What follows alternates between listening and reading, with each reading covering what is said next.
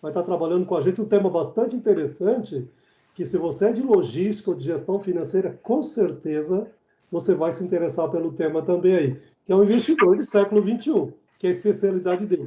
Professor Vitor, fala uma boa noite para todos nós aí, para a gente ver você, se puder abrir a câmera aí também. Boa noite a todos. Estão me escutando? Tudo ok? Opa, boa noite. Perfeitamente. Opa, olha o Vitor. Aqui, Opa. tudo bem? Boa noite, professor. Boa noite. Boa noite, alunos. Prazer em estar aqui presente com todos vocês. Boa noite. Boa noite. Estou aqui só escutando aqui as perguntas, as respostas. E vamos iniciar aí 2020-02 com os objetivos já traçados para que podemos alcançar aí uma excelência aí no ensino dos alunos. Legal. Bom, então eu acho que, uma vez que a gente já colocou aí também, então eu vou, só para a gente fazer a abertura, primeiramente agradecer muito a presença do professor Eduardo e do professor Vitor, ok? O professor Eduardo será o moderador, o professor Vitor vai trabalhar um pouquinho mais sobre o perfil do investidor do século XXI, e eu, da Trino, que sou professor de vocês e coordenador, a gente vai trabalhar com a logística reversa aí, tá? Então a gente vai, mas é um bate-papo, ok? Eu acho que isso é legal, é um bate-papo de começo de semestre para conhecer vocês, sejam bem-vindos a Campos Sales, ok? Então acho que isso é muito bom. Então, só dando a abertura aí, então a gente vai dar as boas-vindas a vocês, e o nosso tema, nós colocamos como um bate-papo, ok? Para ficar uma coisa mais leve, e é importante não só que nós três falamos, mas que os alunos participem, questionem também, porque é um bate-papo. Só assim a gente consegue crescer também e não ficar aquele, né, os três falando e o resto ouvindo. Então pode perguntar, pode questionar, pode interromper sem problema nenhum. O que a gente pede, o que a gente pede nas aulas também, que eu falo que os alunos são super obedientes também. Quando não estiver falando, tenta os outros deixar o microfone também desligado, porque às vezes tem um cachorrinho latindo, tem um filho que está ali, e tudo isso a gente entende, porque neste momento a gente tem que entender, porque quantos de vocês estão em casa, assim como eu, o Eduardo, o Vitor também estão em casa, concorda? Então, às vezes acontece, a esposa está passando por ali, né, o filho está chorando ali, então, o Vitor não tem filho, o Eduardo ainda não, eu tenho netinho já, mas o netinho não está aqui hoje, mas mora aqui próximo, e eu já tive noites de dar aula aqui, e ele está aqui em casa, que é a minha esposa, porque ele mora no mesmo condomínio. Então, volta e meia você viu a criança chorando, batendo na porta aqui também, que queria entrar também, volta e meia ele quer até participar também. Ele fala, vou trabalhar com o vovô. Tem 2 aninhos, né? Ele não fala direito, então, vou trabalhar com o vovô. Então tá bom, então vou trabalhar. Mas faz parte da vida, ok? Então, sejam bem-vindos. Hoje a gente vai falar um pouquinho sobre o tema, que é um bate-papo sobre logística reversa e o perfil do investidor no século XXI, ok? A gente vai tentar ser o mais breve também nas perguntas e respostas. É um bate-papo, o Eduardo, como moderador, ele vai estar perguntando aí, a gente vai estar respondendo, ok? Para ficar uma coisa e deixar aberto para vocês questionarem também. Eu acho que principalmente no final, o do Vitor eu acho bastante interessante.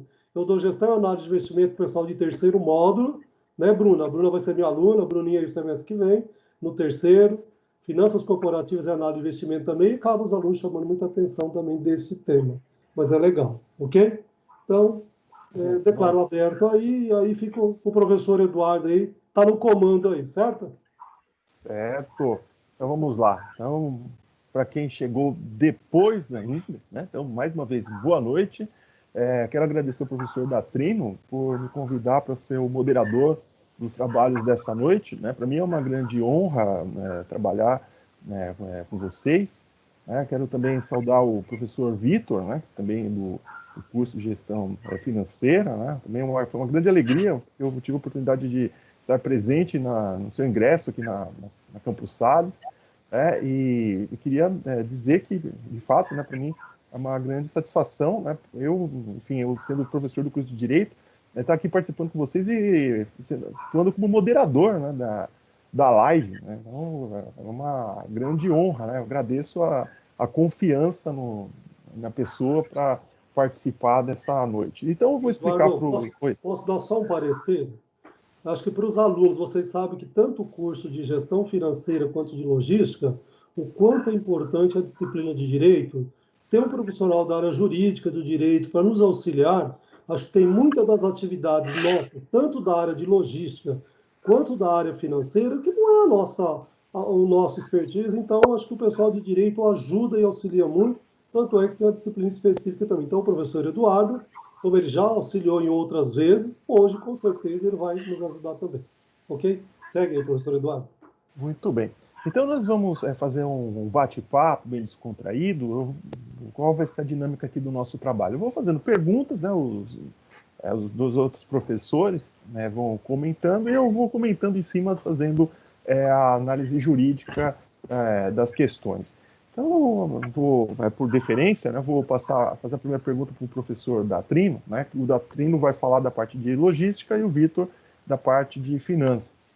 Professor Datrino, eu queria, como o senhor falou, 15 dias atrás, né, hoje falou, né, que nós fizemos 15, 20 dias atrás, uma live sobre diálogos entre logística e direito, né? E, inclusive, amanhã também estão convidados pelo meu Instagram, que é o prof.tomarservicios, nós vamos dar continuidade a essas questões, não do ponto de vista da logística, mas também do direito do consumidor, que a gente vai discutir um pouquinho, em relação à teoria da perda do tempo, ou seja, aquela situação que você fica na fila, que você perde um tempo, fica sem a coisa, demora. Então amanhã também estão convidados às 8h30 da noite a participar. Mas voltando a essa questão que a gente estava conversando, né, assim, daquela live que a gente fez, eu queria saber, assim, tendo em vista toda essa experiência de 40 anos, né, como foi colocado na área, né, de logística, assim, o que é, assim, na sua opinião, logística, né? Claro, a gente tem a opinião dos manuais, né? O Balu, né? Que você indicou para mim, né? Eu li, é um livro super bacana, mas assim, se tivesse um manual Roberto César Datrino, qual seria a sua definição de logística integrada? O que você pensa disso? Isso, vamos lá. Eu gosto, inclusive, Eduardo, muito desse termo logística integrada. Por que integrada? Eu sempre digo que o conceito de logística. Tem um autor americano que ele diz o seguinte, que quando nós estávamos construindo as pirâmides, há 3, 4 mil anos antes de Cristo, mais 2 pela frente, já tem 5, 6 mil anos atrás. Nós já fazíamos algum trabalho de logística, mas é lógico que não tinha esse nome. Talvez tivesse o nome de administração de materiais, movimentação, alguma coisa. Tanto é que quando você me diz que eu estou há 40 anos, é mais ou menos isso. Eu estou há 40 anos no mercado trabalhando, e quando eu comecei na faculdade, estava começando a trabalhar o termo de logística, e eu trabalhei numa empresa que, inclusive, o conceito era o seu departamento é de administração de materiais e não logística. Percebe? Então, as coisas evoluíram. Então, esse autor americano, ele diz que quando eles estavam construindo as pirâmides, eles já tinham que fazer um planejamento, uma organização, um controle, todo o fluxo de movimentação dos materiais do início lá no meu fornecedor até a entrega do produto final para o cliente final. E sempre essa movimentação teria que ser de uma forma otimizada, ótima. O Ronald Ballou, ele mesmo aproveita o conceito que ele pegou norte-americano de logística e ele inclui mais algumas considerações que ele vai dizer que hoje é importante as informações. Concorda? Hoje qualquer um tem uma internet em casa. Então ele acaba pegando o conceito que é planejar, organizar, controlar de maneira eficiente o fluxo de movimentação desde o início da operação lá no meu fornecedor até a entrega do produto final para o cliente final, de forma ótima. E sempre informações associadas a tudo que você tem. Eu sempre peço para o aluno fazer um exercício mentalmente na sala de aula. Imagine o fluxo da sua empresa. Onde está o fornecedor? Como que é o processo de compras? Como que é o transporte de entrada? Como que é o recebimento? Como que é a movimentação dos materiais? Como é a transformação do material? Como é a embalagem? Como é a armazenagem? Como é o transporte de saída do produto acabado? Como é a entrega do produto para o cliente? Você percebe que tem um fluxo enorme. Isso é o conceito de logística. Desde o início lá no meu fornecedor até a entrega para o produto final do outro lado, que é o cliente final. Então, e no começo também, Eduardo, eu diria que muitas vezes se confundia muito logística com transporte. O transporte é alguma parte, porque o conceito original ele nasceu lá na Primeira Guerra Mundial, lá no Exército Francês, tem alguma história, alguns livros que contam dele, e na Primeira Guerra Mundial, e a partir da Segunda ele foi aperfeiçoado, da Segunda Guerra Mundial, né, 1945 ali, e aí em diante que ele passou a ser usado como a ciência econômica dentro das empresas. Ou seja, o que o Exército pretendia?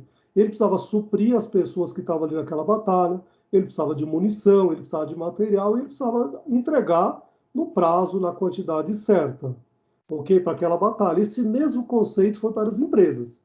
Quem é que vai ganhar o cliente? É aquele que comprar a melhor mercadoria no preço melhor, é aquele que transportar, receber, produzir, entregar o produto final para o cliente. Ou seja, é todo este fluxo, desde o início lá no fornecedor até o cliente final, de uma maneira bastante simples. Sim. Então, assim, a partir da sua experiência, pelo que eu entendi, na logística, antes era só vista como uma questão de suprimir, de estoques, né, como você comentou na outra live, né, ou seja, que eram os materiais, a administração de materiais seria o correspondente aos estoques. O deslocamento seria a parte dos transportes, mas hoje em dia tem o aspecto informacional, né, que é fundamental, né, porque, por exemplo, a gente quer o rastreamento, quer saber tudo, quer saber o que está acontecendo, quer ficar mais esperando, quando é que isso vai chegar, você quer ter algo online, né? Ou seja, além do just in time, você quer também ter a informação online, né? E essa ideia que era para ganhar uma guerra, né, contra um outro país, agora é para ganhar ganhar a guerra dentro do mercado. Então, é por isso que você diz que é uma logística integrada. Então, nesse sentido, assim, desde quando você começou a hoje, você viu, pelo que eu entendi, essa transformação apenas de logística, de um conceito setorizado, ainda seguindo muito o que tinha lá do FAIOL, né, você me corrija, né? Ou seja, aquela coisa muito hierárquica, né? Uma influência europeia, né? Weberiana, né? Burocrática, né? Por uma questão bem dinâmica, interdisciplinar, né? E totalmente relacionada. É isso mesmo, professor Beto? É isso mesmo, Eduardo. Eu diria que quando eu comecei a trabalhar, eu cheguei a trabalhar com método de produção em série, que quanto mais você produz, menor era o custo. Então, você imagine, daquela época para hoje, para a logística, é completamente diferente. Porque a gente comprava em grande volume uma variedade muito pequena. Hoje, a ideia é você comprar um volume pequeno, com uma variedade muito grande, porque hoje cada um dos clientes tem uma necessidade diferente, concorda? Já passei depois pelo Kanban, que eu diria que as tecnologias boas também vieram para ajudar muito. Na década de 50, 80, o Kanban, de Just in Time, que são tecnologias japonesas, produção enxuta, tem ajudado e muito também. Mas hoje a logística integral, José Geraldo Vantini é uma referência aqui no Brasil, ele trabalha muito com esse termo, logística integral. Então você tem que estar preocupado com melhor transporte, estoque. Se você pegar a maioria dos autores, eles vão dizer que estoque é um recurso ocioso, que enquanto não surge a necessidade real, ele é ocioso, mas eu preciso manter quanto? O mínimo necessário. Isso custa. O nosso amigo Vitor, que é da área de custos, gestão, ele vai saber que estoque nas nossas empresas é um dos custos mais altos. E nós não podemos dar o luxo de estocar coisas sem necessidade. Então você percebe que aquele princípio de produção enxuta tem ajudado daquela época até os dias atuais, com toda essa dinâmica da logística. Mas é isso mesmo, Eduardo. Ela evoluiu então, muito. Já que você falou do Vitor, só pedir para ele completar uma questão. Você vê, Vitor, por exemplo, você tem um grande estoque como um investimento equivocado. Eu sei que a gente vai falar de outras questões de investimento, mas assim, em linhas gerais, saindo até um pouquinho da nossa pauta, você acha que ter um grande estoque é um investimento equivocado? Ou seja, esse dinheiro, em vez de estar sendo usado em outras atividades, fica parado lá no estoque? Como é que você vê isso? Como o professor Datrino comentou, né? É importante a empresa estar mantendo um estoque mínimo para que ela não venha ter o estoque obsoleto, né? Porque dependendo do ramo da empresa, ela tem que ter um controle da validade, né? Tem que ter uma rotatividade, ter o controle da curva ABC para poder ter a rotatividade de estoque daquele produto que tem mais rotatividade, você está tendo um olhar mais específico para ele, calcular o lote econômico de compra, né? Porque quando você pretende planejar uma compra, você tem que comprar de acordo com a necessidade do cliente, né? E também tem outras questões, né? Se você for comprar matéria-prima, importar matéria-prima, tem a questão do câmbio, né? Então, existe essa questão também que a empresa ela fica numa saia justa, né? Você vai comprar matéria-prima em dólar, como o dólar ele está em crescente alta, e como a empresa ela administra isso, né? Então, normalmente a empresa ela tem que ter um contrato com o cliente para ela poder se resguardar caso o cliente rompa o contrato e ela tenha uma alta quantidade de estoque, né? Então, essa questão do estoque é uma questão muito importante, né? Porque o professor Datrino, como ele salientou, você tem que ter o estoque mínimo, um estoque ajustado, que é o estoque de segurança, e calcular um lote econômico de compra para você ter o lote correto para poder sanar a necessidade do cliente. E aí entra essa questão do contrato, né? Que aí o professor pode até nos ajudar dentro dessa questão, né? Porque se você compra uma matéria-prima e tem um contrato e rompe-se esse contrato, a empresa ela tem que ser resguardada de alguma forma, né? Aí eu queria saber do professor se o professor poderia estar abrindo um pouco esse leque aí dentro dessa questão de contrato, se a empresa ela não colocar uma cláusula específica resguardando a compra de uma matéria-prima importada, e a empresa falou, ó, eu quero romper o contrato com vocês, aqui no contrato não tem nenhuma cláusula específica, então eu estou abonado de multa. Tem como o professor esclarecer um pouco isso?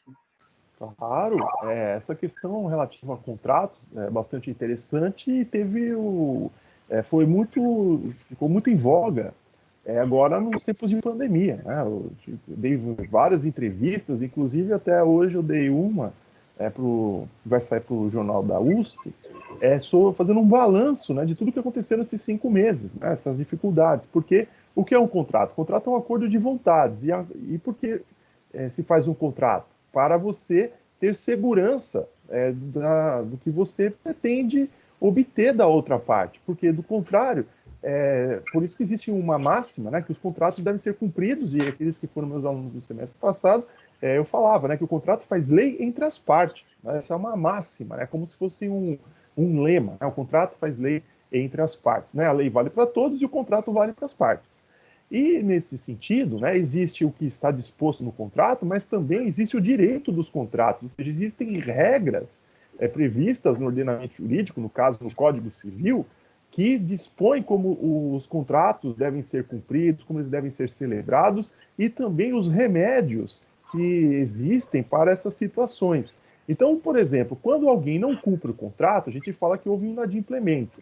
E a parte que foi prejudicada pelo inadimplemento, ou pode ir à justiça exigir o cumprimento do contrato, ou então pedir a quebra desse contrato, que a gente chama de resolução, que é resolver. Resolver significa dissolver este contrato, né? E aí vai pedir perdas e danos. Mas quando ocorre uma situação de caso fortuito ou força maior, e qual é a diferença entre caso fortuito e força maior? O caso fortuito é um evento imprevisível. Por exemplo, uma mudança cambial brusca, como houve em 98 com o Plano Real. Ou seja, ninguém imaginava que o dólar ia sofrer uma desvalorização, que antes era $1 um real, aí de repente $1 passou a ser R$2, ou seja, o valor das prestações dobrou no dia seguinte. Isso é caso fortuito. E força maior é aquela situação em que o contrato não pode ser cumprido por uma força da natureza, como o caso do Covid.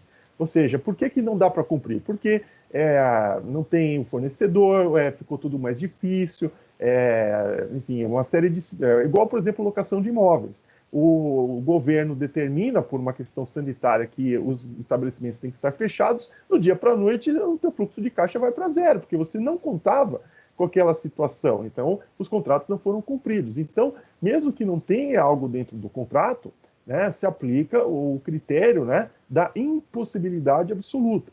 E claro que existe a impossibilidade relativa. Aí o juiz pode rever o contrato, pode regular as prestações. Por exemplo, em termos de locações de imóveis. Né? O que aconteceu? Eu vi, fazendo a pesquisa na jurisprudência, ou seja, o que é jurisprudência? O conjunto de decisões dos tribunais. Por exemplo, quem tinha imóvel em shopping center, ou seja, alugava uma loja em shopping center, essa loja estava completamente fechada. Então, houve decisões que permitiram que se suspendesse o pagamento dos aluguéis. Por quê? Porque ninguém poderia entrar na loja, nem escondido. né? Já outras lojas em que se permitiu algum acesso, a maior parte das decisões foi nesse sentido, de que se deveria reduzir o aluguel durante esse período de pandemia para 50%. Acabada a pandemia, volta o valor natural, né? Então, e também tem situações que falam, tudo bem, não é impossível cumprir o contrato, é só difícil. Aí o juiz ele pode ou não modificar os termos do contrato. Existem muitas decisões falando, olha, a despeito da pandemia, você já tinha dificuldades para cumprir o contrato, você já estava com o mal das pernas, você já vinha atrasando pagamentos. Então, agora você está culpando a pandemia para não cumprir o contrato? Isso é oportunismo. Então, o judiciário também abriu os olhos, ele foi muito atento para não permitir também que, por exemplo, a parte prejudicada fosse mais prejudicada ainda porque alguém se aproveitou da situação para não cumprir o contrato, né? Aí eu queria só fazer uma pergunta, né? Eu agradeço ao professor Vitor, né, por ter me dado essa oportunidade de falar um pouquinho, né? Eu vou fazer uma outra pergunta para o professor Datrino, o que é a logística reversa, né? Porque a gente pensa muito na logística direta, mas a gente tem a logística reversa. O que é isso exatamente? Vamos lá. Bom, uma vez que nós já definimos logística direta, que vem do fornecedor até o cliente, tudo que faz o contrário é reverso. Então, e tudo isso tem muito a ver com o ciclo de vida do produto também.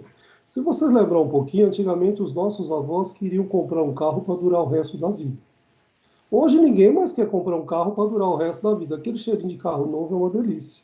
Se eu puder comprar e meu dinheiro der, eu compro um por ano, você concorda?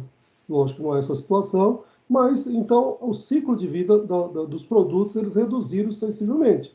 Então, cada vez mais nós geramos produto. Então, quando eu falo da logística reversa, ele vem do cliente. Será que vem para o ponto de varejo? Do ponto de varejo para a fábrica? Da fábrica para o fornecedor? E aí a gente tem 3 grandes etapas da nossa área de logística, do estoque, que ou é a matéria-prima, ou ele está em processo, ou produto acabado. Quando é um produto acabado, está no cliente, ele pode ter devolvido por um problema de utilizou e acabou o fim da vida útil dele, ou ele comprou e deu um problema, ele tem que retornar para fazer o conserto, o reaproveitamento, ok? Então, tudo que retorna do cliente, ou mesmo que seja da fábrica, para o fornecedor, então, da fábrica, compra matéria-prima. Se a fábrica devolver para o fornecedor a matéria-prima, ela entra no ciclo de logística reversa. Eu gosto muito do conceito do autor brasileiro, Paulo Roberto Leite, que ele vai definir que logística reversa é o planejamento, é a implementação, é todo o processo e o controle do fluxo de matéria-prima, estoque em processo e produto acabado, e todo o fluxo de informação. Olha, novamente, fluxo de informação passou a ser um item importante nos últimos tempos, no conceito de logística e no conceito de logística reversa também. E hoje todo mundo tem a informática auxiliando aí também. E ela do ponto de consumo até o ponto de origem, percebe? O de logística direto é origem, consumo. Agora inverteu, do consumo para origem. Não diria que é do cliente para o fornecedor. Esse seria o conceito mais simples. Isso é muito interessante, professor Datrino, se me permite, né, porque foi até o motivo que me levou a me interessar pela logística. É porque no Brasil, nós comemoramos agora, no dia último 2 de agosto, ou seja, 2 de agosto de 2020, nós comemoramos 10 anos da promulgação da Lei da Política Nacional dos Resíduos Sólidos, que é a Lei 12.305, de 2 de agosto de 2010, que institui a Política Nacional de Resíduos Sólidos. Qual a importância dessa lei, né? Porque nós temos os sistemas, nós temos o sistema da natureza, de onde nós extraímos as matérias-primas, os insumos, né? Porque, em última análise, tudo vem da natureza. A mesa em que se apoia esse notebook que eu estou usando, veio da natureza. O notebook, ou seja, os elementos vieram todos da natureza. É o plástico, é o silício, é o estanho, o cobre, o ouro que está dentro, tem às vezes um pouquinho para melhorar a conectividade. O celular, então, a mesma coisa. A nossa roupa, né, veio da natureza. A construção vem tudo da natureza. A gente extrai da natureza e inclui esses materiais no sistema econômico. Então, temos as indústrias que vão processar, isso vai se transformar em mercadorias para nós, que vamos consumi-las, e depois que nós não queremos, o que se fazia tradicionalmente com elas? Devolvia para a natureza, ou seja, saía do sistema econômico, ia para o sistema da natureza na forma de lixo ou de resíduo, por exemplo, resíduo sólido. Existe o resíduo gasoso, por exemplo, né? a fumaça, né? Mas tem os resíduos sólidos, que é o lixo, né? E, tradicionalmente, se deixava céu aberto nos denominados lixões, né? Isso se tornou, devido às transformações da visão do ser humano em relação ao meio ambiente que ocorreram no pós-guerra, isso veio por força do direito internacional, com a Convenção de Estocolmo de 1972, depois a ECO 92, né, que teve a Convenção da Biodiversidade e a Convenção sobre o Clima, né, que depois foi modificada 2 vezes pelo Protocolo de Quioto e depois pelo Acordo de Paris, né, que os Estados Unidos não participam, né? Mas essas questões relacionadas ao meio ambiente vieram do direito internacional e entraram no direito nacional. E, com isso, nós temos leis de proteção do meio ambiente. Uma lei de 1981, muito importante, que estabelece vários princípios. Por exemplo, aquele que polui, ele tem que pagar, tem que se fazer relatório de impacto ambiental. Você já deve ter ouvido falar em EIA-RIMA, né? Esses relatórios que você tem que analisar antes de fazer uma obra, se vai mexer com o meio ambiente. Também o princípio da precaução, ou seja, se pode ocorrer um dano ao meio ambiente, que não se faça, né? Isso foi consagrado na Constituição, e o fechamento desse sistema de proteção do meio ambiente veio com essa lei, que estabelece o quê? Que resíduo sólido é o que a gente chama de lixo. Então a gente não pode simplesmente jogar o lixo fora. Antes, o lixo, do ponto de vista do latim, a gente falava que era uma res derelicta, ou seja, joga fora. Res é coisa em latim. Agora não. E quando você joga fora, você estava abrindo mão da propriedade dessa coisa. Agora não. Olha que coisa interessante. Mesmo a gente jogando fora, para efeitos ambientais, nós continuamos como proprietários e temos que responder pelos danos que o nosso lixo causa ao meio ambiente. É isso que está na lei da Política Nacional dos Resíduos Sólidos, e nesse sentido, claro, a gente precisa se livrar das coisas. Essa camisa, os objetos, todos os resíduos que nós produzimos, a gente precisa se livrar deles, evidentemente. A gente não vai acumular lixo. Mas a logística veio, no caso a logística reversa, veio para organizar, assim como a logística integrada organiza a chegada dos produtos até os consumidores, a logística reversa, pela Lei Nacional dos Resíduos Sólidos, faz o caminho ao contrário, ou seja, tem que organizar a volta desses produtos para o meio ambiente. Então, existem princípios, se me permitem a leitura aqui dessa, no caso aqui da definição de logística reversa na lei, que é um instrumento de desenvolvimento econômico e social caracterizado por um conjunto de ações, procedimentos e meios destinados a viabilizar a coleta e restituição dos resíduos sólidos ao setor empresarial para reaproveitamento em seu ciclo ou em outros ciclos produtivos ou outra destinação final ambientalmente adequada. Depois vai falar da reciclagem, né, que é um processo de transformação dos resíduos sólidos que envolve alteração de suas propriedades físicas, físico-químicas ou biológicas, com vistas à transformação em insumos ou novos produtos, observadas as condições dos padrões estabelecidos pelos órgãos competentes no CISNAM, ou se não couber em outros sistemas nacionais de meio ambiente.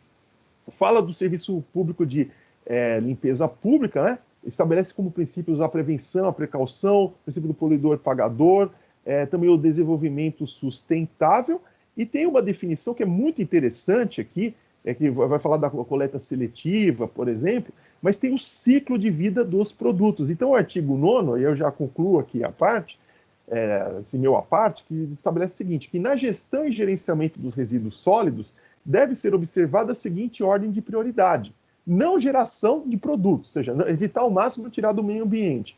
Redução, quando tiver que retirar, que se retire o mínimo possível. Que se reutilize, que se recicle, ou que se dê o tratamento dos resíduos sólidos e sua disposição final ambientalmente adequada. Então, daí a importância. Aí a lei vai estabelecer que tem que fazer logística reversa de produtos que causam danos ao meio ambiente, como baterias, óleos, outros vasilhames de veneno, tal. Aqui no estado de São Paulo, né, por exemplo, a presidente da CETESB, a professora Patrícia Iglesias, que é minha colega de departamento, nós somos colegas de longa data, ela foi secretária do Meio Ambiente, presidente da CETESB, então ela estava falando comigo, né, porque como eu tenho trabalhado com esses assuntos com ela, nós temos aqui em São Paulo um avanço, porque existe até uma política de coleta de equipamentos eletrônicos, né? Ou seja, esse notebook, computador, o que faz com isso? Existe essa política, ou seja, mais avançada que a própria política nacional. Então, a logística, isso é muito interessante, porque existem cidades que têm um programa muito avançado, né? Porque a Alemanha é o principal país do mundo em matéria de logística reversa de resíduos sólidos. Ou seja, lá a reciclagem é fantástica. Eu tomei um susto quando eu fui a primeira vez que eu fui estudar lá, porque aqui a gente deixa o lixo na rua, passa o lixeiro e leva. Né? E em outros países é assim também. Lá não. Lá você tem que, já tem que destinar em 6, ou seja, é vidro branco, vidro verde, papel, metal, resíduos orgânicos, não sei o quê. Se coloca tudo e já fica em grandes engradados assim, que vão para a esquina e já levam com rodinha para a esquina, o lixeiro só passa na esquina, vem um caminhão e joga. Né? Essa tecnologia veio para o Brasil, eu até conheci quem trouxe essa tecnologia, né? E até escrevi junto com essa pessoa sobre logística reversa de resíduos sólidos. Isso é muito interessante, que, por exemplo, o município de Jundiaí, que é aqui perto de nós, é o campeão nacional dessa política nacional de resíduos sólidos, porque eles importaram toda essa tecnologia. O segundo município é Blumenau. E o que também assim, foi colocado, que antes a gente falava, puxa, ser lixeiro é uma vergonha. Claro, nenhuma profissão é vergonhosa, mas existia esse estigma, né? Hoje, com a Política Nacional de Resíduos Sólidos, quando bem aplicada, ela é uma grande oportunidade de trabalho, porque ela gera muitos empregos, ela não vê o resíduo sólido como lixo, não tem aquele estigma, não, ao contrário, é uma possibilidade de você desenvolver atividades econômicas fundamentais para a sociedade. Então, nesse sentido, até para quem é da área de logística, né, que se atente não só para a logística direta, né, que essa é a mais, digamos, mais interessante, porque a gente recebe os produtos, né, mas também para a logística reversa, que tem muito campo de trabalho no Brasil. A grande dificuldade é fazer com que todos os municípios brasileiros tenham implantado a sua política nacional de resíduos sólidos. Verdade. Eduardo, só complementando, eu acho que hoje a população mais recente, mais nova do que nós, ou diria mais nova do que eu, eles estão preocupados com o meio ambiente, concorda? Se está preocupado com o meio ambiente, a logística reversa veio para ajudar a você organizar. E o objetivo da logística reversa, ela é bem clara, é recapturar valor ou realizar um descarte adequadamente e não jogar qualquer coisa em qualquer local, concorda? Que é exatamente Sim. isso que a política, e acho que o direito está aí para nos ajudar, esclarecer as leis e colocar isso tudo em ordem também. Uma coisa complementa a outra. Olha que legal, tá vendo? E só aproveitando, não sei se o Vitor tá nos ouvindo, como é que, claro, só para fazer um gancho aqui, como é que a questão das finanças em relação ao meio ambiente, vocês consideram a preservação do meio ambiente como investimento, que é um tema que está sendo discutido agora nos dias atuais por causa da Amazônia, os bancos têm se preocupado com isso, como é que tem funcionado? Assim? Então, essa questão da parte financeira com o meio ambiente, ela é muito importante, né? Porque quando a empresa ela tem um valor monetário para começar suas operações, ela tem que evitar o máximo possível de ter perda e desperdício, né? Porque na área financeira, o gasto, né? Quando a empresa ela detém um valor monetário, ela detém esse valor para aplicar na sua produção, né, ou na sua atividade fim, sendo a produção de um produto ou de um serviço. E quando a empresa ela tem esse valor monetário para poder gastar, para começar a sua operação, o gasto ele é dividido em custo, despesa, perda, desperdício e investimento. Então, dentro da área financeira, as empresas elas focam muito em evitar o desperdício e evitar a perda, né?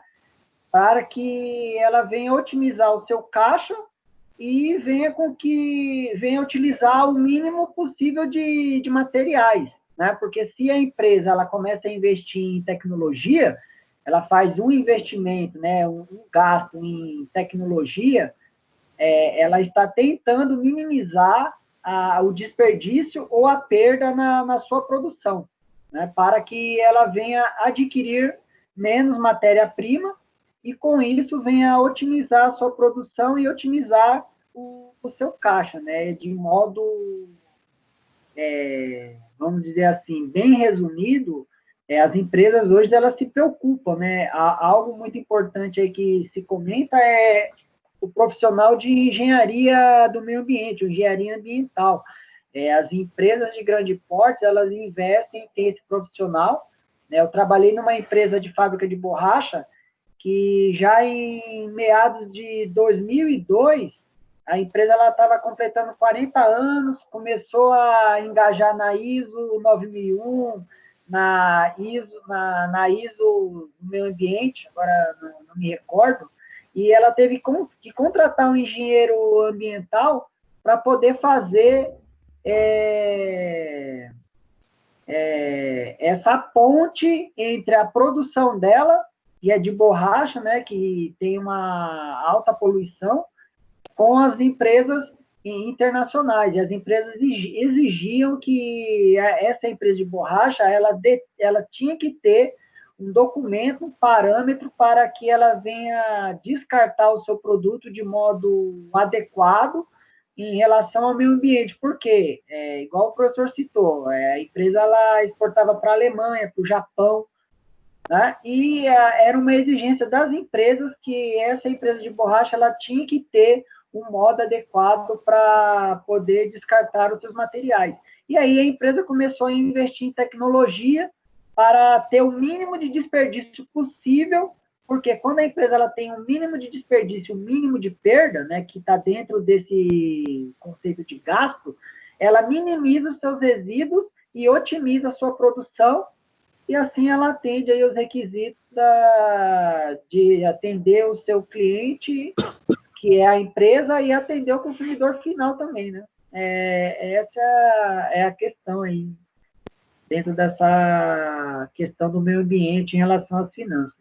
É muito interessante, assim, tudo isso que você falou, né? A gente vê, tanto o professor Vitor, o professor Datrino, a gente está vendo como surge o tema, né? Sempre a gente consegue ver a visão, né? Tem a visão técnica, né? da logística, tem a visão financeira, né? Que é importante, tem a visão jurídica, né? Então, isso é muito interessante. Né? Complementa o outro, né? Um complementa o outro, né? Então, daí a importância de interdisciplinaridade, né? Que é a ideia do projeto integrador, né? A gente pegar um tema e estudá-lo nas diversas perspectivas. Professor Datrino, agora eu queria fazer uma pergunta, de certa maneira, que envolve também culinária, né? Mas a gente viu que nos últimos 5 meses a nossa rotina mudou bastante, né? Agora estamos tendo aulas online, acontecia, né, de eu estar dando aula e o pessoal abrir a câmera para falar: acabou de chegar aqui para mim um iFood, eu vou jantar enquanto assisto a aula, não sei o quê, né? E eu tendo que falar, e aguentando esse desaforo dos alunos, né, de estarem jantando enquanto estava dando a aula, né? Mas assim, continuavam participando, mas fazendo, olha, gente maldosa, né? Mas tá bom, né? O que eu queria fazer, a pergunta é a seguinte, é que mudou bastante, né, nesses últimos 5 meses a questão da logística, né? Como é que você vê, né, essa transformação tão rápida, esse salto, né, que ocorreu em 5 meses, né? Qual é o balanço que você faz dessas mudanças, iFood, como é que ou Amazon, estante virtual, como é que você vê isso? Isso, vamos lá. Bom, quando você começou a falar de culinária, eu pensei que até que você ia me perguntar que agora nós estamos cozinhando em casa, lavando louça. Eu imagino que algumas pessoas que nunca lavaram louça e nunca foram para o fogão, esses 4 meses foram também. É uma coisa que eu sempre digo para todo mundo, que eu adoro ir para a cozinha, eu faço. E quando eu vou para a cozinha, eu vou para cozinhar e já deixo tudo limpo também. Não sou aquele que vou para cozinhar e deixo sujo, né? Mas o que você está perguntando é outra coisa, legal. Eu acho que assim, Eduardo, nesses últimos meses, né, que aconteceu a pandemia, eu acho que para nós da área de logística, e a gente sabe que deve ter alguns alunos aqui também, que eles se saíram muito bem. Tem gente que até que eu sei que me ligou, que me mandou comunicado que conseguiu um novo emprego com um salário bom, porque a logística não parou. É lógico que todo mundo foi atingido pela pandemia, todo mundo teve que se adaptar, todo mundo teve que tomar os cuidados, todo mundo teve que se organizar, tanto o funcionário quanto as empresas, né? Mas a logística ela teve que voltar rapidinho, por quê? O que é a logística? Não é o fluxo de movimentação dos produtos, as empresas, elas reduziram, mas não deixaram de produzir. Nós não saímos mais de casa, mas nós continuamos comendo, continuamos vestindo, então nós precisamos de comida, principalmente comida. Roupa, como a gente não sai tanto de casa, a gente talvez usou menos roupa esse período, concorda? Depende, a gente também tem que ficar bonito aqui no Então, vídeo, aqui né? tudo bem, mas a gente não sai mais todo dia, que você precisa tomar um banho de manhã, precisa sair, não precisa tomar banho de manhã, mas não precisa, que você não vai sair todo dia inteiro. Então, talvez tenha economizado até nesse sentido de roupa. Mas a comida você precisa do comer, que seja na empresa, que seja lá fora da sua casa. Então, isso a logística teve que se adequar rapidinho e assim ela fez também. Outro dado importante para essa área também, a gente sabe que em 2019, os produtos que eram vendidos online representavam apenas 5% aqui no Brasil. Nos 3 primeiros meses da pandemia, chegou a representar 40%. E se alguém compra, alguém tem que produzir, tem que fazer a logística, tem que fazer o transporte, tem que entregar. Ou seja, a logística não parou, concorda? Quantas vezes nós recebemos um motoboy não só para comida, eu quero receber medicamento, eu quero receber comida, eu quero comprar de tudo. Minha esposa comprou até produtos de limpeza aqui via internet, que no dia seguinte estava aqui, você conferia, estava tudo certinho, ou seja, confiável, a um preço interessante, ponto final. Mas tinha que alguém fazer a logística, concorda? Tinha que alguém separar a mercadoria, tinha que fazer o transporte, tinha que entregar. Então, eu acho que a logística teve que se adaptar, assim como outros setores. A gente sabe que, por exemplo, a área médica também, a área de saúde teve que se adaptar, porque alguém tinha que atender quem estava doente. E a logística não foi muito diferente também. Eu diria, daria esse parecer aí, legal. Isso é muito interessante, né? Porque, por exemplo, eu comprei semana passada livros na Amazon dos Estados Unidos, né, para preparar umas aulas. Eu comprei na terça-feira passada. Chegou ontem o livro dos Estados Unidos. Percebe? Olha Felicidade. como, ou seja, eu me lembro que quando eu comprei 10 anos atrás, 15 anos atrás, levava 60 dias, 75 dias para vir um livro dos Estados Unidos. Hoje chegou em 6 dias, né, basicamente. Vamos Sem você arredondar para sair de 7 casa. dias, né? Ou seja, veio dos Estados Unidos em 7 dias e é um valor acessível. Eu não paguei um Não. valor absurdo, né? Então veja como cresceu, né? E estava falando de roupas, né? A professora Janaína está comprando roupa também, porque afinal, enfim, a gente só põe a camisa, né? Mas as professoras têm que, Sim, cada aula, cada live é uma roupa diferente. Então, aí agora, às vezes, toca o interfone, quem tá lá embaixo, mas o que é?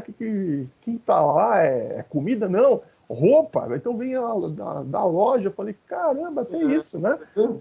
Tem crescido, né? A feira vem em casa, todo mundo. Acho que assim, não só a logística se desenvolveu, professor Datrino, como também pessoas que trabalhavam no setor normal tiveram também que passar por essa revolução. Gente que, por exemplo, a gente que tem comprado, por exemplo, tinha uma loja que vendia queijos, né?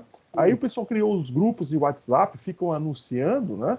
Também começaram a entregar. Aí começa um a passar para o outro, no prédio em que eu moro, já surgiu uma feirinha lá dentro, sextas-feiras, então ela já põe uma banquinha lá, está vendendo, ou seja, de algo de uma logística, né, ou seja, de uma venda fora do estabelecimento, já virou venda dentro, ou seja, ela trouxe o estabelecimento dela para dentro de casa, assim como sim. outros também, para vender os seus produtos assim no estacionamento, numa área livre, né, do condomínio. Né? Então, isso, olha as mudanças Sim. que aconteceram. Né? Eu só queria também destacar que essa questão da venda fora do estabelecimento é muito interessante, porque o Código de Defesa do Consumidor estabelece o seguinte, que quando você vai à loja comprar um produto, você tem a possibilidade lá na loja de ver como ele manusear o celular, você vê aqui se gostou ou não, o peso, né, o computador você tecla, a roupa você prova. Então, quando você compra no estabelecimento, se você se arrepender, você não tem como devolver a mercadoria. Você só pode devolver se tiver um defeito. Por defeito, você pode. Mas tem loja que troca. Mas isso é uma liberalidade da loja. Ela faz por questões de marketing. Porque quando você vai trocar um produto, você sempre leva um produto mais caro. Então, vamos supor, vai dar um presente. Quando você, em geral, fala, eu quero dar um presente de R$50. Então, você vê lá o que custa R$50, por exemplo, e compra aquilo. Aí a pessoa que ganha, vamos supor, se serve, ótimo. Se não serve, ela pensa o seguinte, eu vou lá trocar. Quando ela chega à loja, ela vê um produto que custa R$100. Só que ela pensa assim, puxa, R$100 eu jamais pagaria, mas como eu já tenho esse de 50, por exemplo, aí eu pago mais 50, por mais 50 eu levo.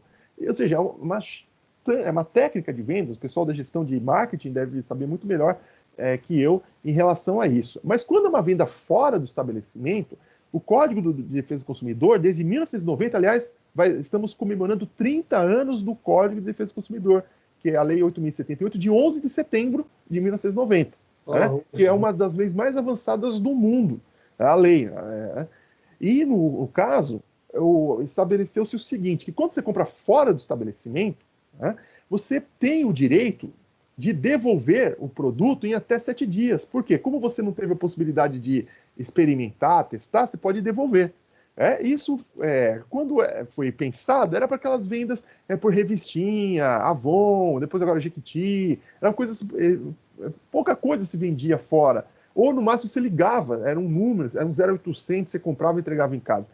Com a internet, isso foi assumindo uma proporção maior, porque você pode comprar e devolver, e as empresas têm que ter um setor de logística reversa para fazer a coleta do produto, porque é um direito do consumidor e não precisa justificar, não precisa explicar nada. Isso é muito importante. E agora, com a pandemia, que aumentou as vendas, porque se antes era 5%, é uma coisa, agora se é 40%, a possibilidade de devolução aumentou 8 vezes também. Isso gera custos para a empresa. Então, se fez uma lei, que era o regime geral de emergencial, que é a Lei 14.010, que é de junho de 2020, que estabeleceu que para alguns produtos você não tem esse direito. Por exemplo, produtos perecíveis. Você pede uma pizza, aí você prova e pede para devolver, fala, não gostei desse sabor, então também é complicado, Para comida não funciona, mas para outros produtos isso funciona, Essa questão da logística reversa para adequar-se a uma lei que já está há 30 anos em vigor no Brasil. E aí eu queria aproveitar, professor Vitor, por gentileza, como é que, do ponto de vista financeiro, as empresas têm que fazer, ou tiveram que fazer, para mudar de repente, para investir em tecnologia na área de logística para conseguir sobreviver nesse período de pandemia. Como é que é a sua visão a respeito disso? Então, professor, como o professor Datrino comentou, as empresas elas têm que ter uma flexibilidade e dentro da parte financeira, toda empresa ela tem que ter um orçamento, um planejamento orçamentário, E com essa questão do Covid, foram pegas de surpresa, Elas começaram a se adequar com o decorrer do que o governo, com que foi imposto para que a economia voltasse a funcionar na sua normalidade, Foram aí criados as bandeiras, alguns municípios estão com bandeira laranja, outros ainda estão impossibilitados de vender, e como o professor Datrino comentou, teve um aumento expressivo dentro dessa área da logística para transportar pequenos produtos, desde uma pasta de dente até uma máquina de lavar, um refrigerador. Eu acompanho algumas vagas de emprego, teve um aumento expressivo nas empresas de distribuição para vagas de suporte, para poder agregar caminhões, agregar motocicletas, agregar pessoas para trabalhar em 3 turnos, A empresa ela trabalhava só no horário comercial, com esse aumento da demanda, e conforme o governo foi liberando aí os seus protocolos, a empresa ela teve que se adequar. Então, a empresa ela começou a fazer investimento dentro de agregar terceiros, que essa parte de terceirização, dependendo, é um modo de escape, porque se a empresa ela não tem dinheiro em caixa e dificilmente, com a redução do seu negócio, dentro de uma questão da venda de um produto, até dentro de uma empresa que trabalha somente com distribuição, ela pode estar agregando empresas terceirizadas para poder atender essa demanda do consumidor, né? E conforme ela vai ajustando o seu fluxo de caixa, buscando alternativas com empresas terceirizadas ou um contrato de pessoa jurídica para poder estar prestando um serviço, e ela começa a adequar o seu fluxo de caixa, ela começa a se estruturar de acordo com o que vem ocorrendo aí no aumento da sua demanda, né? Então, na visão financeira, a empresa ela vai começar a se ajustar buscando meios de terceirizar a sua logística para poder ter um fluxo de caixa, para manter o seu capital de giro ativo, para depois começar a encontrar meios para poder ela mesma fazer um investimento interno, né? Essa é a concepção, né? Dentro das empresas aí de distribuição. Né? Algo aí que aconteceu aí, que nós trabalhamos dentro do NEI, né, que é o Núcleo de Empreendedorismo da Campos Sales, foi o case da McDonald's. Né? A McDonald's ela teve um aumento expressivo do seu drive-thru. Né? As pessoas deixaram de consumir ali presencialmente, mas dentro de uma visão de negócio, o McDonald's ela começou a se adequar, a personalizar cada vez mais o seu drive-thru para que não deixasse de atender os seus clientes. Né? E entra empresas de transporte rápido, como o iFood, né, que usa motocicletas para poder atender os consumidores. Né? Então, dentro dessa visão financeira, busca-se uma terceirização para poder se adequar ao seu negócio, aí como vem o caso aí do case da McDonald's, para depois, quando ela tiver um fôlego, tiver um capital de giro, né? O que é capital de giro? Capital de giro é o valor monetário que a empresa tem em caixa para fazer girar o seu capital internamente, né? Manter a saúde financeira da empresa estabilizada, poder comprar matéria-prima, poder pagar seus funcionários, poder arcar com as contas de água, luz, né? E a empresa ela busca primeiro terceirizar para depois se adequar dentro aí do que o governo começa a liberar aí dentro dessas questões aí de legislação, né? Então, a palavra em si que vem é a terceirização, né?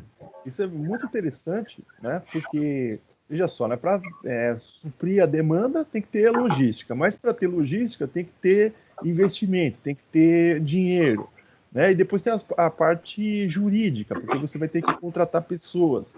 Por exemplo, a gente está vivendo toda essa questão relacionada do direito do trabalho em relação aos motoboys, né, que estão se unindo, né, por melhores condições, porque quando você é empregado, você é sindicalizado, ou seja, tem um sindicato, um forte ou fraco, mas tem um sindicato ali. Já quando você é um empregado avulso, como um motociclista, que você faz uma entrega, você fica desamparado, o pessoal está reivindicando. Aí você tem a questão da proteção do trabalho contra acidentes. Isso foi tudo colocado, teve greve, né, em relação a esses importantes elementos da logística que são os entregadores. Ou seja, qual é a relação de trabalho? Existe um vínculo trabalhista entre o iFood e o motoboy? Porque para ter um contrato de trabalho, precisam-se de 4 requisitos. O primeiro é a alteridade, ou seja, tem que ser você. O segundo tem que ter a subordinação, tem que ter alguém mandando em você.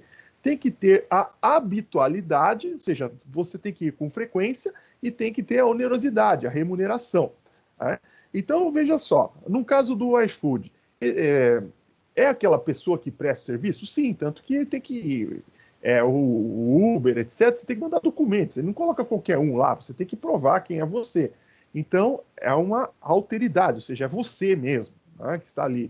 Você tem a questão da habitualidade, você não faz o iFood só uma entrega e depois de um mês você vai lá. Não, você faz 10, 20 entregas por dia, sei lá quantas são feitas, né? Mas imagino que não é uma por mês, né? Deve ser várias por dia para conseguir sobreviver. O Uber é a mesma coisa, né? Então, você tem a habitualidade. Você tem a onerosidade, ou seja, você não vai trabalhar de graça, você não faz uma entrega, não é um trabalho voluntário, você não trabalha para uma ONG, você não trabalha para uma associação, né? Você não é um idealista, você está trabalhando, né? Então tem onerosidade. Aí só se discute se existe subordinação. E o que é subordinação? É você estar à disposição de alguém. Quando você está no aplicativo do iFood, enquanto entregador, você pode ficar recusando, ou o Uber pode ficar, esse aqui eu não quero ir para esse lugar, não gostei desse cliente aqui. O que vai acontecer? Você é excluído do sistema, então você tem que aceitar tudo. Então veja que ali você tem configurado um contrato de trabalho. Isso interfere na questão até do resultado econômico da empresa, né? E também na tomada de decisão sobre investimentos em relação à continuidade ou não das operações, porque ao reconhecer esses critérios trabalhistas, ou seja, pelo direito do trabalho em relação aos entregadores, é ótimo para eles, mas olha só o impacto disso. É que o Uber, hoje, ele é o maior empregador do Brasil, porque ele tem 2 milhões de funcionários. Então veja isso, e aí vão ter os encargos sociais, né, que você tem que pagar tudo, né, PIS, COFINS, INSS. Aí isso pode ser que, do ponto de vista financeiro, do ponto de vista de uma decisão de se eu vou investir ou não naquele país, pode ser que o serviço seja inviável, né? Então veja, são várias questões que a gente tem que levar em consideração. A logística, as finanças, o direito. Então esse é mais um exemplo da interdisciplinaridade. Eu queria aproveitar, professor Vitor, né? Eu procurei, para não ficar aquela situação de só o professor da Trino vai responder, depois deixa o professor Vitor. Então, fui fazendo algumas perguntas até fora do script, né? Para deixar o professor Vitor aqui participando, né? Eu queria fazer agora algumas perguntas mais específicas da sua área, né? De finanças, né? A gente tem visto aí transformações no setor financeiro, né? Até devido ao que já vinha acontecendo, e a pandemia acabou modificando muito essa situação, porque a gente tem, por exemplo, taxa Selic a 2%, né?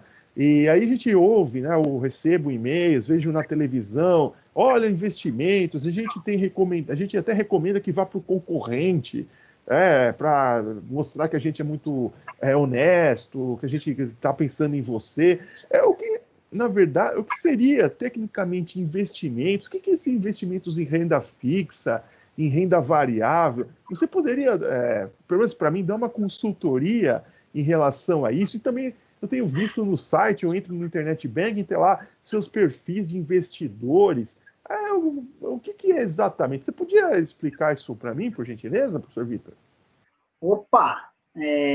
Então, de modo sucinto, né? Toda pessoa, querendo ou não, ela se torna investidor, porque a partir do momento que você abre uma conta no banco, o banco ele te dá aí a opção de você ter conta poupança e conta corrente, né? E com a taxa Selic a 2%, ela está ali para ali até com o Tesouro Selic, né? Que é um investimento de renda fixa, né? E dentro dessa questão, né, vamos por partes.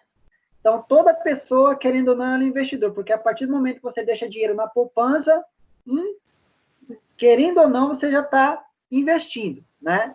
Diga-se por passagem que é o pior investimento, porque tem o pior rendimento.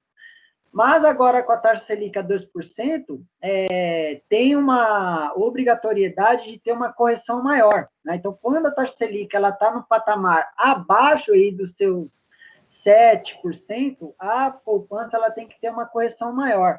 E agora, com a queda da taxa Selic, a poupança está ali até rendendo para ali com o Tesouro Direto. Então, primeiramente, quando você pensa em investir, primeiro você tem que entender qual é o seu perfil, né?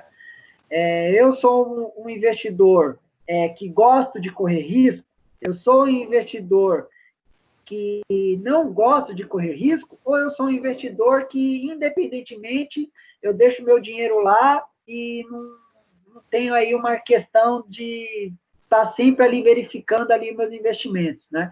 Então, dentro da área financeira, o investidor, ele é propenso ao risco, então, quando ele tem uma propensão de correr risco, ele vai para a renda variável.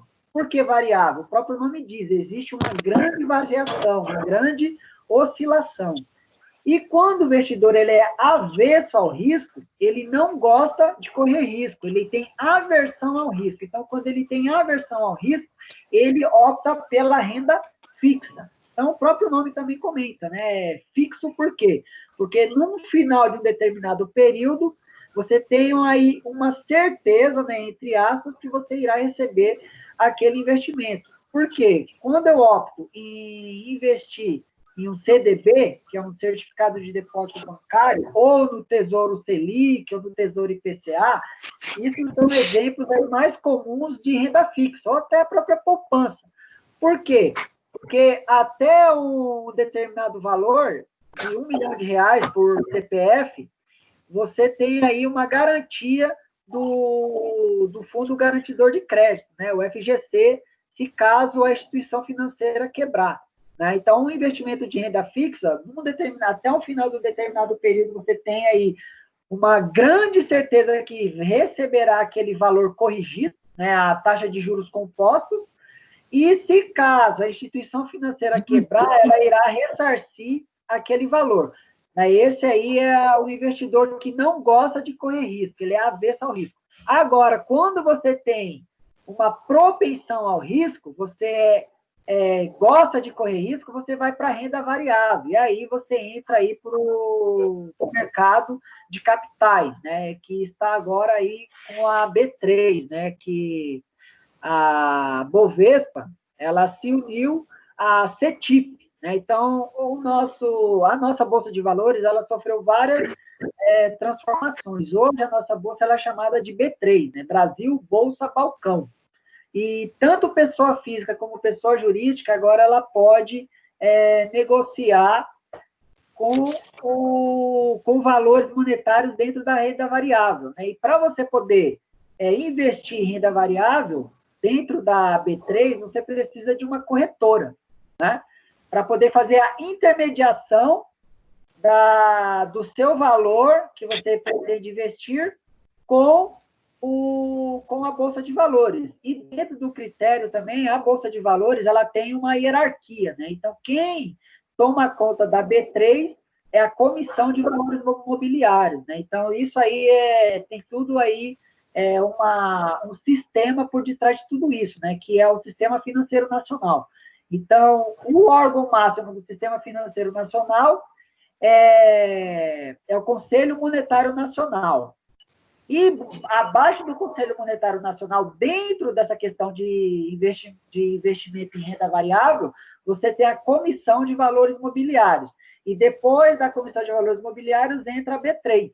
Né? Então, quem norteia todas as operações dentro dos critérios que devem ser seguidos pela legislação é a Comissão de Valores Mobiliários. Né? E aí, a B3, né, a Brasil Bolsa Balcão, ela tem que respeitar todos os critérios da Comissão de Valores Mobiliários.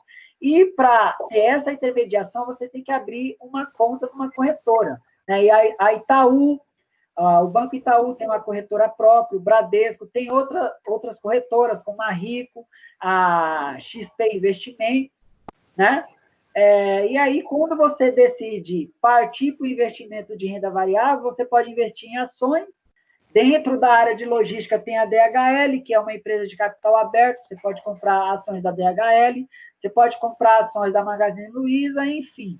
Né? Só que aí você tem que tomar conta do seu dinheiro, né? Começar a fazer análise fundamentalista, verificar os gráficos, ou quando você já é um investidor calejado, você consegue fazer day trade, comprar e vender ações antes de ocorrer uma queda das ações, né? Então é um tema aí bastante amplo, né? E dentro aí da concepção de renda variável, tem um investimento aí de alto risco, né? Que é o Bitcoin, né? Que é as moedas criptografadas, né? A criptomoeda, né?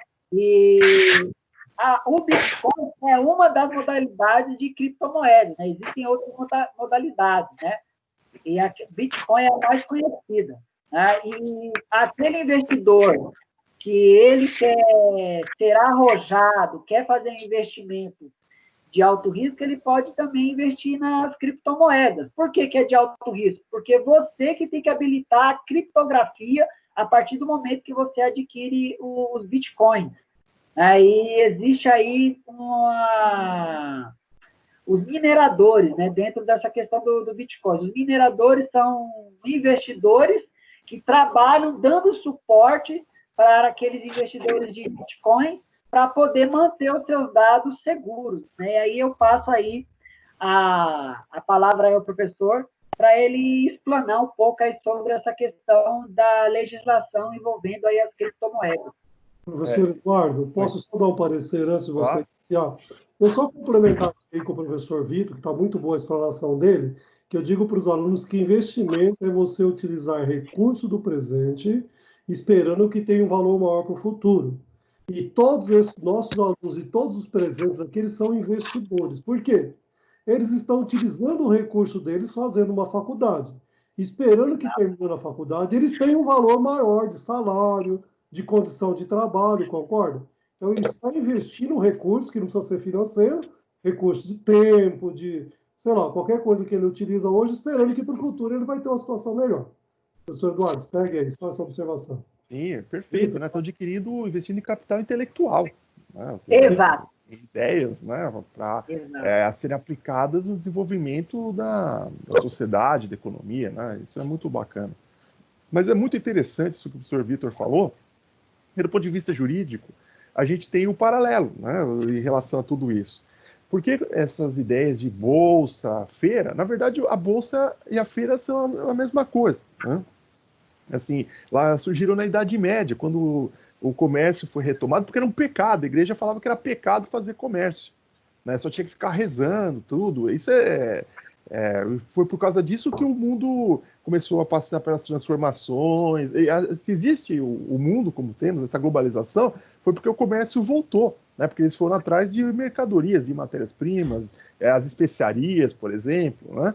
Então, na bolsa ou na feira, o que nós tínhamos ali?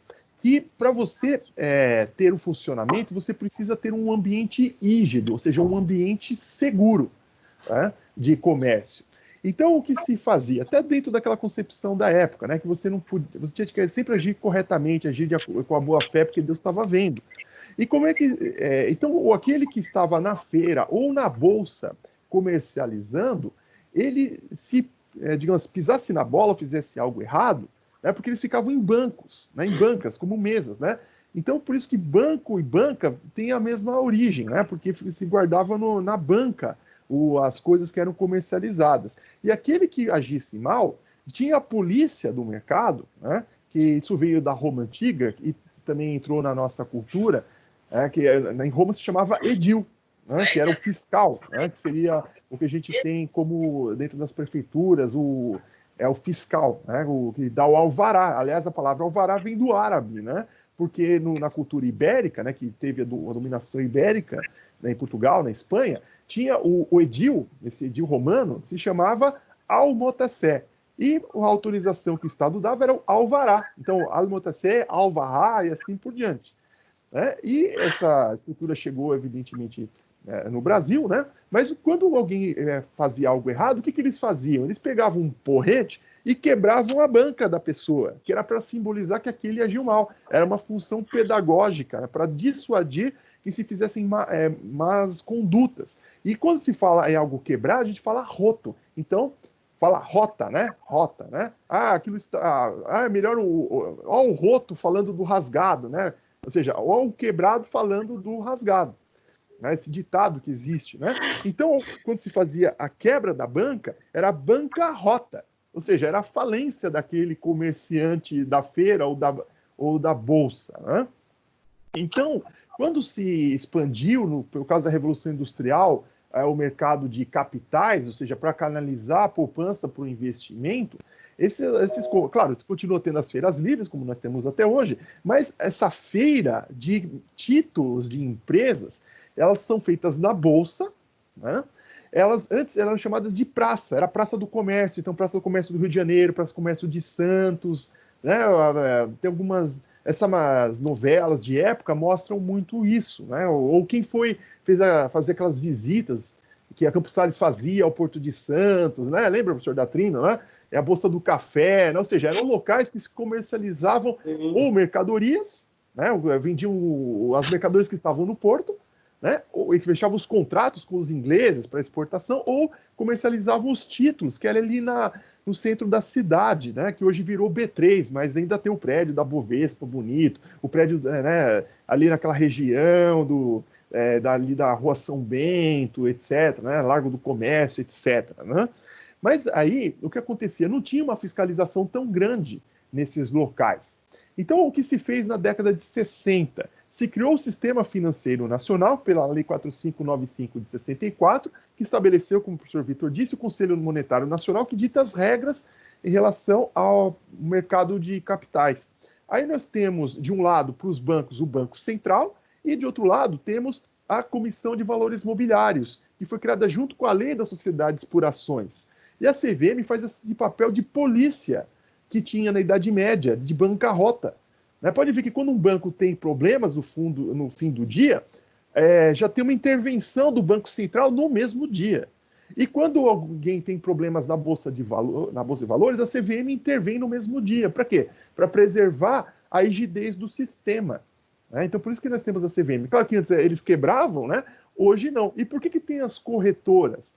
Justamente porque, como você tem que manter um ambiente rígido, um ambiente seguro, você não pode permitir que qualquer pessoa, eu, você, ou seja lá quem for, comercialize diretamente nessa feira. Então, por isso que você tem que contratar uma corretora, porque a corretora é fiscalizada pela CVM quanto à sua atuação. Aquela corretora que agiu mal, ela sofre intervenção no mesmo dia, ou seja, há um policiamento do sistema no nosso país, que é um dos mais avançados do mundo. Por isso que a gente, até por nossa história de inflação, teve que ter um controle maior. Então, lá da Idade Média, aquela questão do almotacé, hoje esse papel é feito pela CVM, né, de proteger o mercado. E a questão dos bitcoins, né, que falou de investimento de alto risco, né, o que nós temos isso? O que nós temos é que por causa da política monetária, o Estado tem que se preocupar com os meios de pagamento.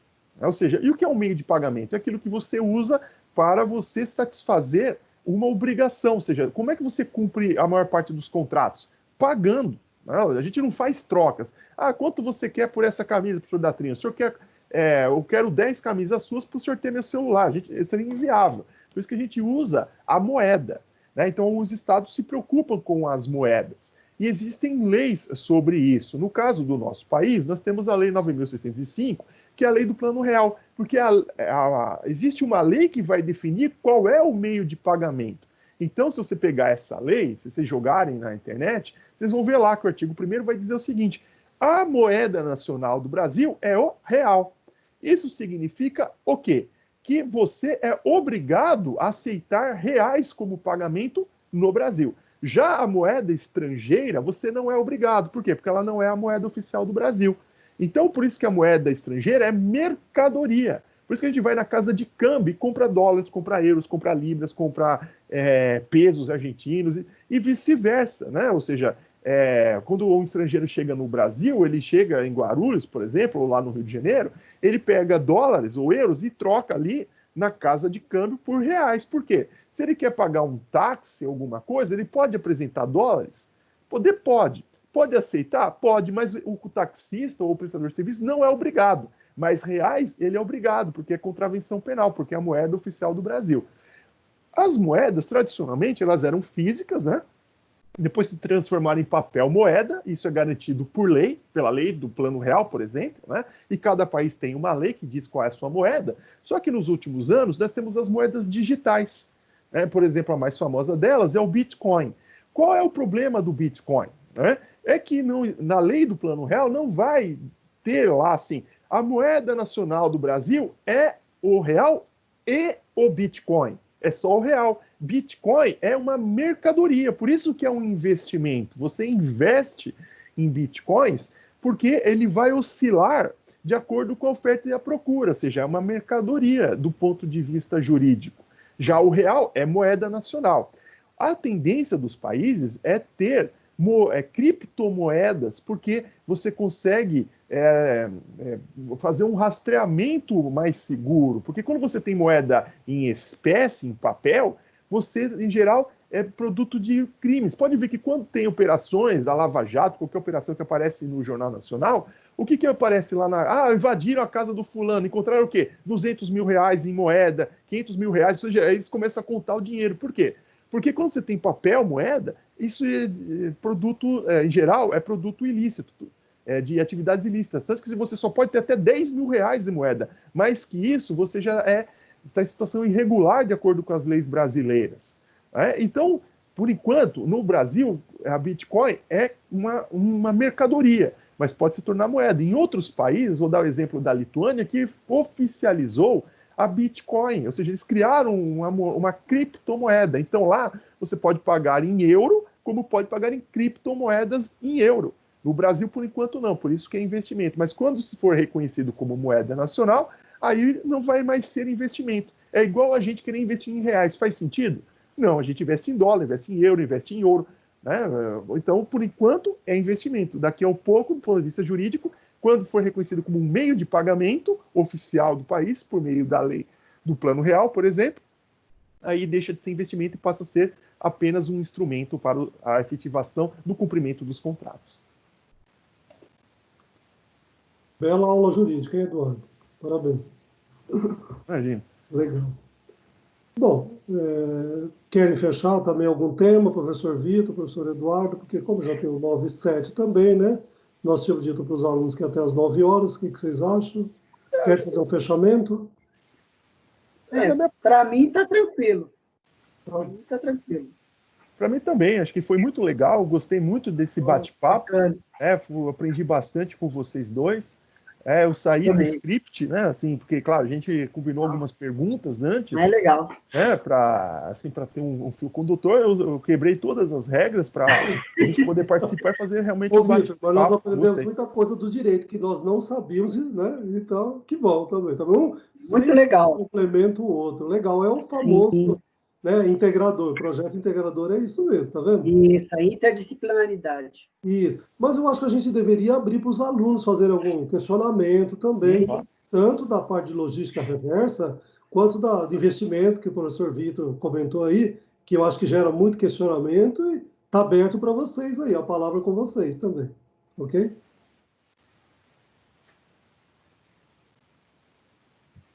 Joela, não quer fazer uma pergunta? Você está com o microfone aberto até agora? Não, professor, eu estou tranquilo, só escutando só. Leonardo? Só aprendendo um pouco. Se você não perguntar nada, eu vou embora chateado, Leonardo. Toda aula você perguntava. Professor, não é assim não, hein? Não, é que você era participativo, Eduardo. Ô, Leonardo. Foi muito bom, professor. Gostei demais do bate-papo aí, vocês. Foi bem importante. Legal. Catrina. Oi. A Bruna.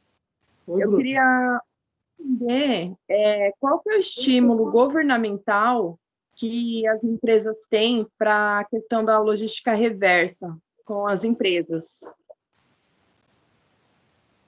Eu acho que assim, cada estado deve ter alguma lei. Agora, Bruna, a coisa mais importante é o consumidor final, que hoje ele exige e ele percebe isso tranquilamente.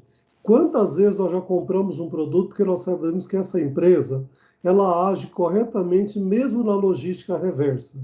E se tem algum dano da natureza, alguma poluição, você pode ter certeza que a própria população vai boicotar essa empresa. Então, eu diria que, indiretamente, as empresas que não trabalham com a logística reversa, ela vai pagar caro, independente de ter uma lei que penaliza ou não. Mas talvez o Eduardo possa ter melhor as leis de resíduos sólidos aí, que diz algumas empresas que elas têm muitas obrigações a cumprirem também, ok? Mas eu acho que o cliente é o ponto final aí.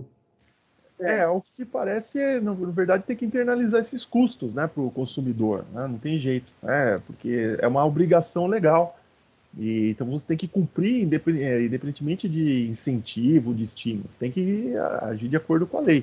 Então, evidentemente, isso é repassado para os consumidores, né? Mas nada impede, por exemplo, de ter, às vezes, algum financiamento, assim, no sentido de auxiliar as empresas porque existe um fundo de direitos difusos, ou seja, a aplicação de multas, o dinheiro vai para um fundo e aí o Ministério Público destina para alguns projetos, então seria mais ou menos por aí, mas não é assim para todos os setores, né? Na verdade é uma obrigação legal e quem tem que pagar é todo mundo, né? Porque na verdade todos vão se beneficiar do meio ambiente, então todos têm que também contribuir para que o meio ambiente não seja degradado.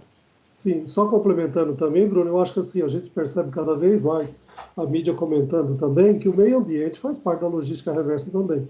E nós, no Brasil, cuidando da nossa Amazônia, nós ganhamos crédito de carbono aí, eu acho que tudo isso é um investimento, tá vendo, para o Brasil. E quando a gente não cuida, a gente bota fogo na Amazônia, a gente está vendo reflexo aí nos dias atuais. Concordo? Os investidores estão deixando aqui. O que significa não ter investidor aqui? Não gera emprego para quem precisa, concorda? Então, isso é ruim para o Brasil. Então, acho que a gente tem que cuidar realmente dos nossos, como diz o Eduardo, lembrou muito bem, tudo que nós consumimos vem da natureza. Se a gente não cuidar da natureza, nós vamos pagar caro por isso. E já estamos pagando, né? Mas quem sabe? Professor, boa noite. Boa noite. É o Vinícius, do terceiro semestre de Logística. Ô, Vinícius, tudo bem? Eu queria fazer uma pergunta, mudando um pouco de assunto, eu queria que você citasse algumas influências da área financeira para a logística. Como você vê a área financeira para a logística, citasse algumas influências do que influencia, né? O exemplo que nós citamos hoje, Vinícius, que eu acho que é bem prático, quando a gente fala aqui, se você pegar a maioria dos autores, Petrônio Martins, o Dias, o próprio Figueiredo também, que é o professor de administração de materiais e logística, eles vão dizer que estoque é um recurso ocioso, que enquanto não surge a necessidade real, ele é ocioso, então o custo do estoque é muito caro nas nossas empresas. Então você está entrando na parte de finanças da empresa, concorda? Quando nós compramos aquilo que nós precisamos, trazendo um pouquinho o conceito do Kanban e do Just in Time, que é você comprar o que você precisa, produzir só o que você precisa entregar para o cliente, você limita todos os estoques desnecessários da compra, estoque desnecessário no meio do processo, estoque necessário de produto acabado, ou seja, reduz sensivelmente o custo. Esse é um exemplo muito prático utilizado na nossa área de logística, junto com a parte de finanças aí também, reduzindo os custos aí também. Um outro exemplo que eu estou me lembrando agora, que o professor Vitor comentou, a curva ABC, que vocês aprenderam em alguma disciplina aí, acho que, se não me engano, com o professor Luiz Antônio, é uma maneira de você classificar os itens mais importantes, os menos importantes, e dar políticas diferenciadas para cada um deles. O que você está fazendo? Você está administrando todos os seus recursos, que seja matéria-prima, que seja produto acabado também. Mas é um outro exemplo bastante representativo na área de finanças aí também, ok? O senhor Vitor quer complementar alguma coisa? Sinta à vontade. Certo, obrigado, professor. Não. Ninguém quer fazer investimento com o professor Vitor aí, não? Pode orientar vocês a serem novos investidores. Além de vocês, eu digo, vocês todos os dias são investidores. Vocês estão investindo na parte intelectual aí, que é super importante e necessário também, ok? Professor, o senhor ou o Vitor vai dar aula para gestão financeira semestre 4? Você vai me fazer olhar no horário, né, Leonardo? Espera aí, deixa eu ver que eu vou te responder. Eu vou mandar oficialmente. O professor Vitor já sabe. Deixa eu ver. Professor Vitor, olha que delícia. Na sexta-feira à noite, as 3 últimas aulas, Mercado Financeiro e de Capitais, professor Vitor Ferreira, com o quarto Gestão Financeira. Isso. Não é? É isso aí, certinho. Certinho. Muito bom. Certinho. Beleza, certinho. E aí nós vamos comentar um pouquinho sobre o que nós comentamos aqui, o que é o Sistema Financeiro Nacional, os órgãos normativos, os órgãos supervisores, os órgãos operadores, o mercado de capitais, quais são os tipos de mercado de capital, mercado creditício, mercado de câmbio e o mercado monetário, né? A nossa disciplina, ela vai versar sobre esses pilares aí, conforme foi comentado hoje. É isso aí, basicamente. Para matar a curiosidade, se tiver alguém de segundo gestão financeira aí também, terá o prazer de ter o professor Eduardo também como professor na disciplina de competências essenciais em direito, né, professor? Ele vai abordar a parte financeira e assim por diante. Legal. Muito bom. Mais alguma Professor, tudo bom? Aqui é o Lucas Mendes, do quarto semestre de Logística. Professor, o Vitor, ele vai chegar a dar aula para a gente ou vai ser só o senhor mesmo? Vitor, deixa eu ver, logística. Não Só para vai. o terceiro. Não, eu vou trabalhar com vocês gestão da produção e operações, produtividade, ou seja, agora que você já tem o conceito de logística, vocês trabalharam no segundo, não foi comigo, acho que foi com o professor Luiz Antônio, não foi? Agora vocês vão trabalhar a parte de produção, que é a transformação, produtividade, eficiência, eficácia, bastante cálculo, viu? Legal. Muito bom, muito bom, muito bom. Legal. Obrigado, hein, professor. Nada. Um abraço. Mais alguma pergunta para a gente fechar, que já é 9h20 também? Nenhuma mais? Bom, então eu gostaria muito de agradecer a presença do professor Eduardo e do professor Vitor, acho que contribuiu muito e fica cada vez mais claro o quanto é importante essa multidisciplinar. Eu já tinha feito uma live com o professor Eduardo, gostei muito, e eu acho que essa segunda agora com o professor Vitor, eu acho que completou mais. Você concorda, professor Eduardo? Eu acho que você aborda muito bem a parte jurídica em qualquer que seja a área. Eu acho que a gente pode estar ampliando este leque aí para outras disciplinas também, que nós nunca... O Eduardo sempre insistiu em fazer isso, eu lembro, Eduardo? Eu ficava meio receoso. Eu diria que a pandemia tirou até alguns medos nossos também, concorda? Então, vamos falar, vamos dar a cara a tapa, não sei, mas se souber, vamos falar, vamos aprender. Legal. Eu acho que foi muito bom, muito produtivo. Agradeço a presença não só de vocês, como de cada um dos alunos. Muito obrigado pela presença de vocês e contem com a gente para qualquer momento, qualquer assunto que vocês precisarem tiver. E esse semestre, com certeza, será diferente do semestre anterior, que o semestre passado eu diria que foi um treinamento. Agora nós vamos pegar para valer. Mas vai ser legal, vai ser muito produtivo, eu diria. Ok? Ok. Muito obrigado, professor Datrino. E muito obrigado a todos vocês que estiveram aqui conosco quase por 2 horas, né, nos ouvindo. 2 horas. Sentimos muito honrados, né, de podemos conversar, compartilhar ideias. Muito obrigado a todos e a todas. De nada, obrigado. Uma ótima noite. Boa noite, boa noite. Obrigado, professores. Boa noite para todos aí. Tchau, boa noite, professor Eduardo, professor Datrino. Muito obrigado, professor Eduardo. Obrigado. Bem-vindo. Vou parar a gravação. Tá? Obrigado pela participação de todos, de cada um de vocês. Valeu. Obrigado pelo convite, professor. Tchau, tchau. Obrigado. Tchau, tchau. Tchau, gente. Tchau.